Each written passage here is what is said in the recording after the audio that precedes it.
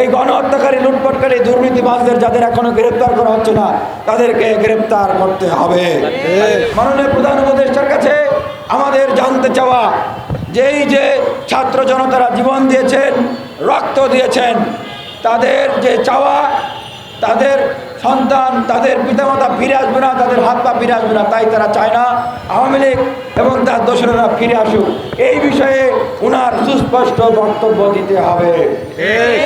আমাদের আরেকটি দাবি হচ্ছে এই যে গণহত্যাকারীরা এবং এর মাস্টার মাইন্ডরা যাদেরকে গ্রেপ্তার করা হয়েছে, তাদের ডিভিশন বাতিল করতে হবে, দ্রুত বিচার কার্য সম্পাদন করতে হবে এবং এই দ্রুত এই গণহত্যাকারী, লুটপাটকারী, দুর্নীতিবাজদের যাদের এখনো গ্রেপ্তার করা হচ্ছে না, তাদেরকে গ্রেপ্তার করতে হবে। বাংলাদেশ জাতীয়তাবাদী দলের পক্ষ থেকে যেই কথা বারবার বলা হচ্ছে যে তারা বলছেন যে নির্বাচিত সরকার ছাড়া এই সংস্কার হবে না এবং বলছেন যে আওয়ামী লীগ নিষিদ্ধ হবে কি হবে না এটা নির্বাচনের পরে তারা নাকি সিদ্ধান্ত নেবে। তো তাদেরকে এই তরুণদের পাঁচ বোঝার আহ্বান জানাচ্ছি, দেশের মানুষের পাঁচ বোঝার আহ্বান জানাচ্ছি। পাশাপাশি একটি চ্যালেঞ্জ করছি এই যে দেখুন, এই জাতীয় নির্বাচনের চেয়ে, আগামী জাতীয় নির্বাচনের চেয়ে যেই বিষয়টি সবচেয়ে গুরুত্বপূর্ণ সেটি হচ্ছে আগামী নির্বাচনে আওয়ামী লীগ অর্থাৎ গণহত্যাকারী দল আওয়ামী লীগ এবং তার দোসররা অংশগ্রহণ করতে পারবে কিনা।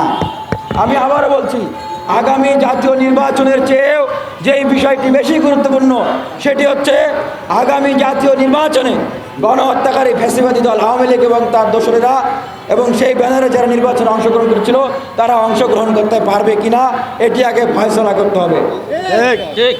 এই যে এত মানুষকে তারা হত্যা করেছে, এগুলো আমরা সবাই দেখেছি না? আমরা তো দেখেছি, আমরা তো আই উইটনেস। ট্রায়াল চলছে তাদের ট্রায়ালের দরকার আছে? ট্রায়ালের কি দরকার আছে?